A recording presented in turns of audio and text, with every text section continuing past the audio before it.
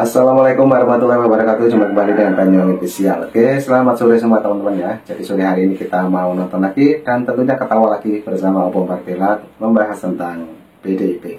Oke, bagaimana videonya? Mari kita siapkan dulu. Yang mau berkomentar jangan lupa tulis di kolom saya.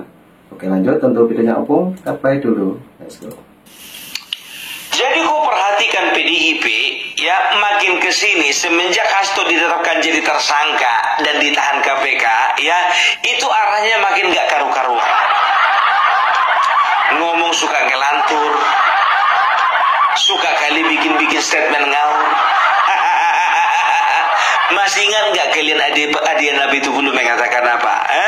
Semua presiden mulai dari SBY, Jokowi, Prabowo, kalau bukan karena jasa Megawati, mereka nggak akan pernah jadi presiden. Apa nggak ngelantur itu ngomongannya? Pokoknya makin gak ada yang membimbing, ya makin ngawur gitu loh. Kayak mana lah pendampingnya atau pembimbingnya lagi dalam penjara, kan begitu. Jadi mereka makin lama makin liar. Jadi kalau diibaratkan, ya mereka ini seperti anak-anak ayam yang kehilangan induk. Yang jadi pertanyaannya, sebetulnya orang ini banteng atau anak ayam sih? Kalau memang banteng, kenapa mau punya induk seekor ayam? Kan itu tadi, iya kan? Si Hasto itu diibaratkan seperti induk ayam yang membimbing anak-anaknya kalau mau cari makan ke sana, kalau mau nyari cacing ke sana, kalau mau nelan karet sebelah sana. Iya kan begitu. Yang jadi pertanyaannya begini, induk ayam biasanya betina. Nah, si Hasto jantan. Kok bisa disamakan? Tapi jujur aja lo gue bilang ya, kalau dalam bahasa Inggris ya, kiasan untuk pengecut itu adalah chicken, ayam ya. Jadi bisa dikatakan sebetulnya Hasto ini memang mentalnya mental ayam. Casingnya banteng, mentalnya ayam. Pengecut. Kenapa aku katakan seperti itu? Yang pertama, tidak mengakui kesalahan. Yang kedua, tidak menerima kekalahan. Pengecut kan seperti itu.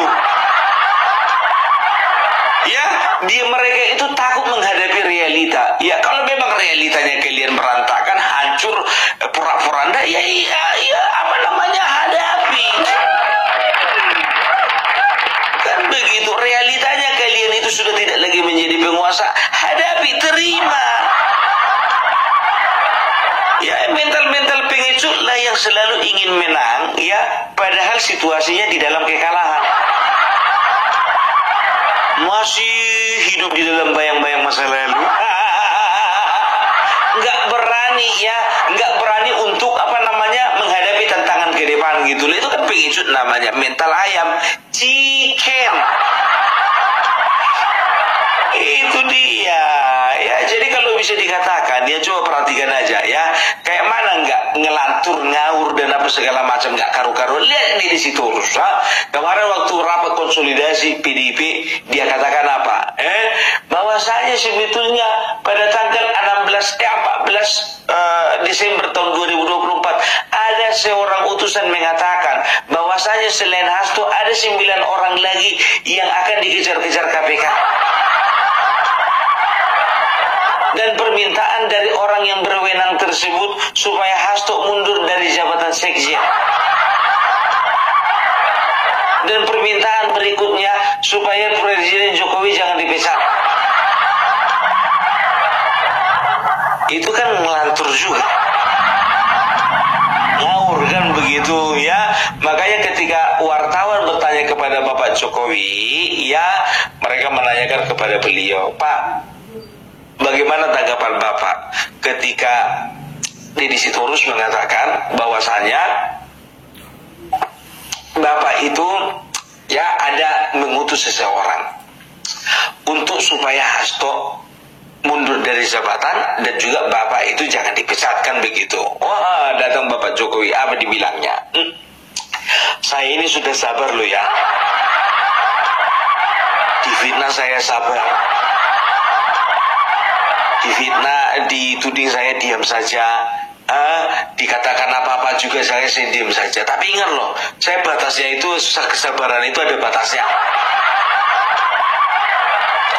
Gue bilang sama kalian, Bapak Joko Widodo itu, ya itu nggak sepenuhnya lagi itu orang Jawa.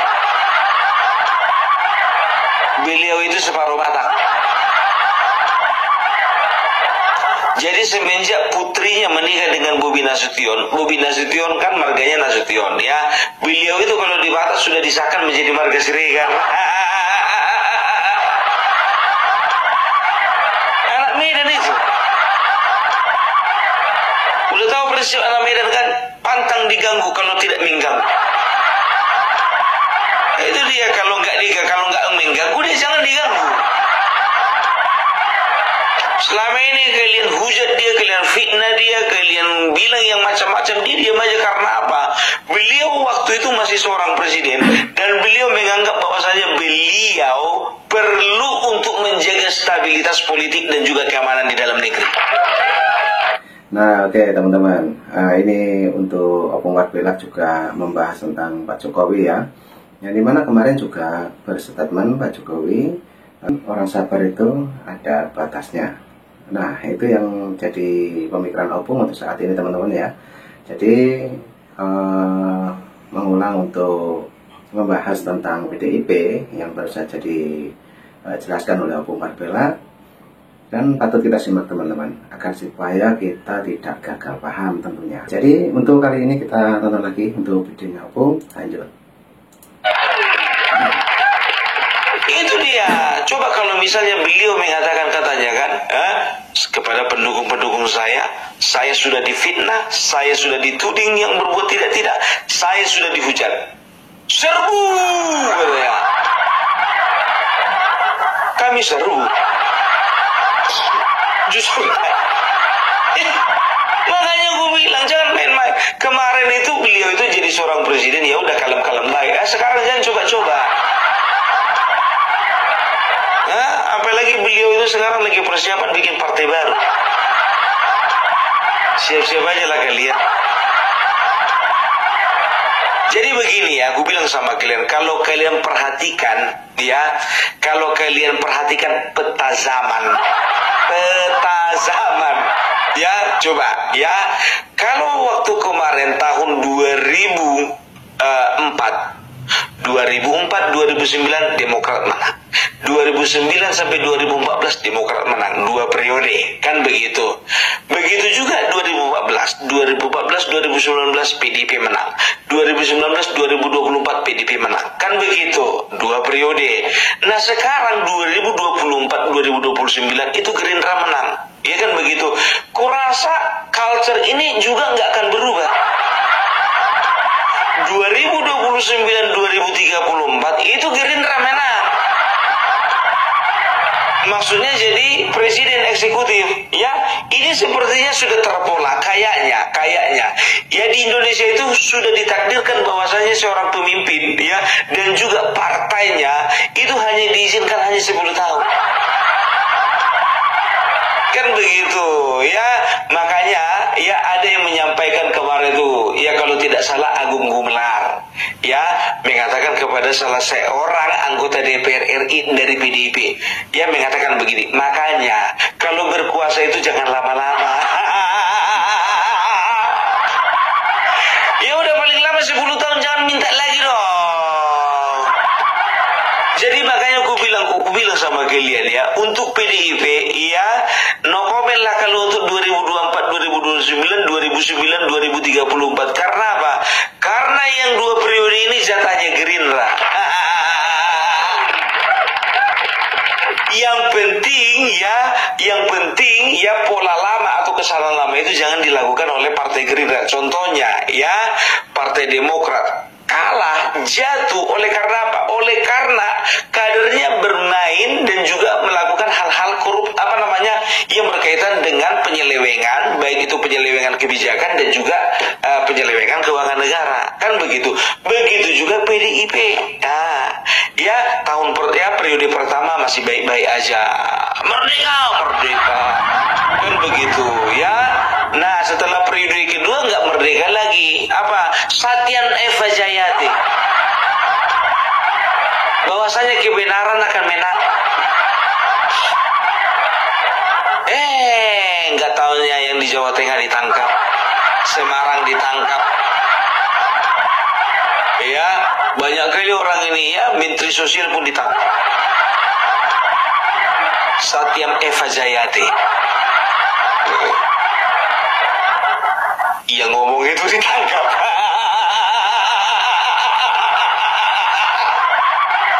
Begitu juga Gerindra, ya. Saya mohon minta ya, kalau memang ini masa kemasannya Gerindra, tidak apa-apa. Ya, Opung Parbilak di sini berbicara sebagai orang independen. Kalau kalian periksa, Opung Parbilak untuk saat ini tidak punya KTA partai. Ada beberapa partai tertentu meminta Opung Parbilak untuk bergabung, kan begitu. Tapi untuk saat ini Opung Parbilak independen dulu. Nanti kalau misalnya Opung Parbilak kalau lagi butuh mau jadi caleg, baru aku datang sama kalian. Nah, sekarang begini ya, ini 5 tahun ini ya, Gerindra harus memang betul-betul menunjukkan performa yang terbaik, kan begitu. Supaya apa? Supaya nanti di periode kedua ya itu akan mempermudah kemenangan, kan begitu ya. Jadi yang kita harapkan ya, kalau memang betul-betul bagus ya pemerintahan Bapak Prabowo ini, kenapa nggak dicoba untuk 2 kali, kan begitu ya. Siapa calon wakil presidennya pun kalau bisa itu aja, nggak usah ganti. Udah pas itu, udah pas. Nah, kan begitu ya. Jadi bisa dikatakan 10 tahun ini untuk PDIP janganlah dulu berekspektasi besar. Itu dia ya. Dan juga nasibnya PDIP ini bisa juga seperti Demokrat gitu loh ya. Hanya urutan kesekian, tidak dapat 3 besar. Bisa terjadi. Bisa. Coba Demokrat ya, begitu mereka melakukan kesalahan ya, mereka tidak menjaga kepercayaan rakyat, mereka terjun bebas ke urutan kelima, kan begitu ya. Urutan kelima lah PDIP, nomor 1, nomor 2 Golkar, nomor 3 Gerindra, nomor 4 PKB, baru PAN, baru Demokrat. Bukan 3 lagi, ke 6 lagi, kan begitu kan. Nah, jadi kalau bisa dikatakan ya, jagalah kepercayaan rakyat, kan begitu untuk Gerindra. Oh, keren. Jadi penjelasannya Opung sangat patut kita simak teman-teman ya. Apabila nanti pengen mengetahui bagaimana tentang PDIP, nah tentunya Opung lebih paham lagi teman-teman. Oke, mari kita dengarkan lagi. Lanjut untuk videonya Opung kita play. Jadi kalau untuk PDIP, maaf ya, sebetulnya kehancuran kalian itu bukan dimulai di tahun 2029, bukan. 2024 ini pun juga kalian sudah mulai kehancuran kalian. Kenapa bilang? Kalau perhatikan ya, coba ya, simak dulu ini. 2019 ya, 2019 PDIP mendapatkan kursi di parlemen itu sebanyak 124 kursi ya. 2024 ya, walaupun kalian menang, kalian itu hanya mendapatkan 110 kursi. Artinya apa ya? Artinya kalian itu kehilangan 14 kursi ya. Jadi kalau dirata-ratakan ya, kalian itu mendapatkan 16% suara dari seluruh pemilih di Indonesia ini ya. Kalau di total semuanya itu ada sekitar 25 juta sekian ya. Nah, itu suara yang mendukung kalian ya. Kalau dibagi ya untuk kuota 1 kursi ya, itu bisa sekitar 235 sampai 250 ribu suara untuk 1 kursi. Kalau misalnya kita kalikan ya, katakanlah ambil aja angka terbesarnya 250 ribu suara untuk dapat 1 kursi, ya. Berarti ya kalau kalian 14 kursi itu artinya ya itu ada sumbangsih dari sekitar 3 juta suara, hampir 3 juta suara. Nah, artinya apa? Ketika kalian kehilangan 14 kursi, itu artinya kalian sudah kehilangan suara rakyat 30 juta, 3 juta, ya. Artinya apa? Sudah 3 juta orang yang meninggalkan kalian. Ya, sekitar 25 sampai 30 juta lah, ya. Jadi sebetulnya kalian itu sudah ditinggalkan pemilih. So, perhatikan trennya. Gerindra naik beberapa kursi, Golkar naik beberapa kursi, Nasdem naik beberapa kursi, PKB naik beberapa kursi. Coba bayangkan kalian, ya. Ternyata ya bergeser. Kursi yang 14 itu ternyata dibagi-bagi ke beberapa partai ini. Ya, di ujung-ujung, di last minute, ya, kalian menunjukkan bahwasanya kalian itu sudah tidak sejalan lagi dengan Jokowi. Kalian serang, kalian hujat, kalian fitnah, ya. Itulah yang membuat para pendukung kalian, ya, itu sudah mulai berkurang simpatinya kepada kalian dan mereka mencari pelabuhan, mencari tambatan hati yang baru. Gitu loh, ya. Loh, kenapa harus keluar dari PDIP? Karena Bapak Jokowi ada di Kim Plus. Jadi mereka sebagian ada yang ke Golkar, sebagian ada yang ke Demokrat, sebagian ada yang ke Gerindra. Gitu loh, jadi berbagi gitu. Jadi bisa dikatakan tahun ini adalah tahun yang terbaik sama kalian. Karena apa? Kalian mau berbagi. Dengan kalian itu sekarang ini menjadi partai yang paling murah hati. Dengan partai lain mau berbagi kursi. Itulah salah satu yang menjadi teladan bagi yang lain. Ya, itu dia. Artinya kalian itu sudah kehilangan kepercayaan, gitu loh, ya. Apalagi ditambah kemarin pilkada kalian hancur-hancuran. Coba bayangkan kalian, basis kalian, ya, di Jawa Tengah itu basis kalian, ya. Setelah itu di Sumatera Utara itu juga udah basis kalian, kan begitu.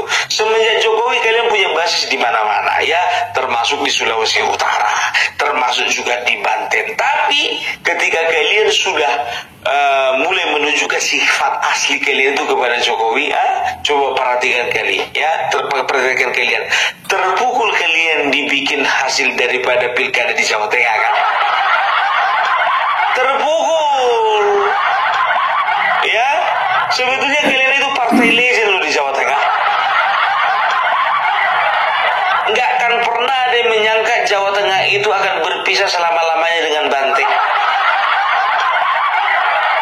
Ya, label kandang Banteng itu sudah melekat di Jawa Tengah gitu. Tapi sekarang udah diobrak-abrik sama burung Garuda.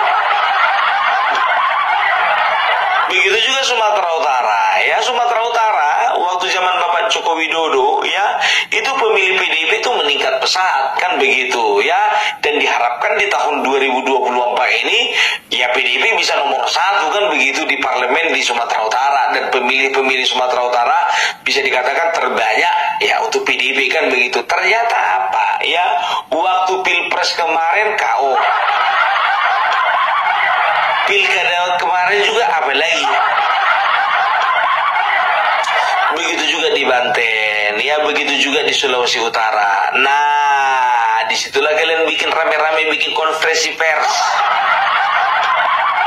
ya, bikin pertemuan bahwasanya ada temuan-temuan dan juga ada penyelewengan yang masif, terstruktur dan juga sistematis.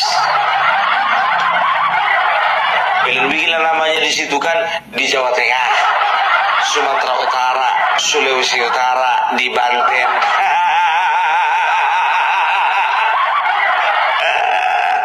Jadi itu dia. Jadi mereka ini sekarang ini dipenuhi dengan kepanikan, dengan ketakutan. Ya, mengerti kita sama perasaan mereka ya. Makanya mereka asal ada apa-apa galut, asal ada apa-apa galut ya. Ada yang menimpa mereka masalah galut mereka gitu ya. Terakhir ini masalah siapa namanya si Hasto ini. Wah, sangat keren teman-teman ya. Jadi Opung sambil bercanda juga menjelaskan satu persatu misi-misi PDIP, juga penjelasan mengenai penyebab-penyebab dari PDIP yang waktu pilkada itu kalah yang ada di Jawa Tengah. Nah itulah teman-teman ya penjelasannya Opung. Oke, Opung masih minum ini. Coba kita tunggu dulu dan langsung kita play dulu untuk videonya. Lanjut. Ya, coba perhatikan kalian statementnya siapa, si Deddy Sitorus. Kan gak berdasar itu. Makanya Bapak Jokowi kan mengatakan ya, coba buktikan, ia ngomong sopo ya. Coba kalau misalnya ya, putusan itu adalah Bapak Pramono Anung, silakan buktikan. Kalau utusan itu adalah ya katakanlah Bapak Prabowo, coba tunjukkan. Kalau utusan itu adalah ya katakanlah misalnya Bapak Bahlil, ya katakan gitu loh ya, to the point aja. Jadi Deddy Sitorus jangan berbicara tidak sesuai dengan fakta gitu loh ya, jangan mengarang bebas ya. Jangan semua bakat si Hasto itu kau ambil. Coba bayangkan kalian ya, kejadian tahun 2024 bulan 12 sekarang ya baru berkuar-kuar. 3 bulan ini kemana aja loh? Gitu. Jadi kalau sering kami berbincang-bincang sama teman-teman ya, kalau prediksi kami jangan harap 3 besar 2029 untuk PDIP ya, enggak. Paling banternya itu dia di urutan ketiga ya, keempat ya. Karena apa ya, yang pertama itu sudah bisa dipastikan itu Gerindra ya, kedua itu sudah pasti Golkar gitu loh ya. Ya kalau gue bilang pasti itu kan anggapan. Banyak yang mengatakan, Pung jangan bilang pastilah Pung, nggak ada yang pasti di dunia ini. Kan begitu loh. Jadi kalau cuma si Hasto aja yang bilang pasti, gitu, yang boleh ngomong pasti. Saya ini pasti sedang dipolitisasi. Saya ini pasti sedang kriminalisasi gitu. Ya itu dia ya nggak apa-apa kalau Golkar nomor 1 nggak apa-apa ya di parlemen, tapi kalau untuk presiden Gerindra aja lah. Ya kan begitu. Sekarang begini loh, biar tahu kalian perolehan suara secara nasional ya, untuk PDIP itu 16,6, kalau nggak salah itu 16,80% ya. Gerindra Golkar itu 15,3%. Jadi bisa dikatakan cuma 1,5% ya. Ya 1,5% ya perbedaannya. Jadi begitu gampang itu merosot itu nanti kalau untuk PDIP kan begitu. Nah Gerindra sendiri ya, Gerindra itu secara nasional itu 13,20% ya, ada terpaut sekitar ya kurang lebih ada 2% lah ya dengan Golkar. Bisa nggak dibalap nanti? Bisa. Karena apa? Sekarang begini, kalau bicara tentang suara nasional itu biasanya suara caleg yang dikonversikan menjadi suara nasional kan begitu. Di tahun 2029 ini tidak menutup kemungkinan bahwa caleg-caleg yang berkualitas, caleg-caleg potensial itu akan masuk ke Partai Gerindra daripada ya mereka kan lebih memilih masuk ke Partai Gerindra. Karena apa? Kemungkinan menangnya besar kan begitu. Setelah itu mereka itu bisa dikatakan ya dalam tanda kutip menjual nama Bapak Prabowo kan begitu. Apalagi kalau misalnya 5 tahun ini Bapak Prabowo bisa menjaga konsistensinya kan begitu ya. Kalau bicara PDIP, kurasa untuk kedepannya ini ya banyak caleg-caleg potensial itu nggak mau masuk lagi ke PDIP kecuali kader. Ya sekarang kan kita terang-terangan aja lah. Nggak semua calon kepala daerah, nggak semua calon legislatif itu kader. Kadang-kadang kader itu bergeser, ya kan, nomor urut 1, 2 itu yang punya uang. Kader kebagi nomor 3, 4, 5, 6, 7, 8, 9, 10. Tapi otomatis yang masuk ke partai, ya kalau udah punya KTK, namanya kader. Gitu. Orang ini kan suka kali, pengkaderan kilat. Lihat aja itu siapa namanya, Edi Ramayadi, tiba-tiba udah jadi kader.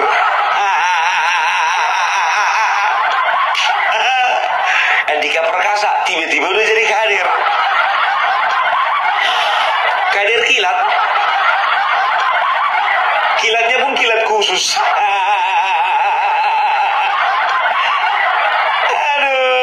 Aduh ya, jadi bisa dikatakan ya, maaf ya untuk teman-teman di PDIP, ya jangan harap kalian bisa tiga besar di 2029. Semua orang punya hak untuk memprediksikan, dan juga semua orang punya hak untuk berasumsi. Dan inilah asumsi Opung Parbelak sesuai dengan fakta di lapangan. Karena apa? Ya, aku perhatikan kalian itu harus kerja keras nanti di Kongres, ya. Kalau misalnya Kongres kalian itu kalian memilih orang-orang yang tepat, ya, katakanlah untuk sekjen DPP, ya, bisa dikatakan ya kalau bisa berganti lah, jangan yang kemarin, ya, walaupun ketua umumnya nggak bisa ganti. Ada kemungkinan ya PDIP akan bangun dari terjatuhnya mereka, kan begitu. Tapi kalau untuk bangun tegak berdiri kayaknya agak kurang mungkin, kan begitu. Tapi kalau masih merangkak masih bisa lah. Karena apa? Karena kalian sudah rusak kepercayaan rakyat gitu loh. Karena kalian sudah rusak ya kepercayaan masyarakat, ya kepercayaan publik udah kalian rusak. Gak boleh kayak gitu kok ngomong mengada-ada. Sekarang begini ya, bagi kalian pendukung PDIP mengatakan Opung Parbelak ini terlalu banyak omong, udahlah, kita sudah lihat bukti-buktinya ya. Kalian sudah kehilangan 14 kursi, artinya apa? Kalian sudah kehilangan hampir 3 juta suara ya. Artinya kalian sudah mulai ditinggalkan pemilih kalian. Udah muak, banyak orang sudah muak gitu loh ya. Jadi itu dulu dari Opung Parbelak. Salam NKRI harga mati. Oke, terima kasih Opung Parbelak, penjelasan yang wow, spektakuler dan sangat detail sekali teman-teman ya, mengenai PDIP dan mengenai kader-kadernya juga. Bahkan tadi Opung Parbelak menjelaskan waktu di pilkada teman-teman ya. Jadi kekalahan PDIP itu ada di posisi mana, Opung sudah menjelaskan mulai dari video awal sampai terakhir teman-teman.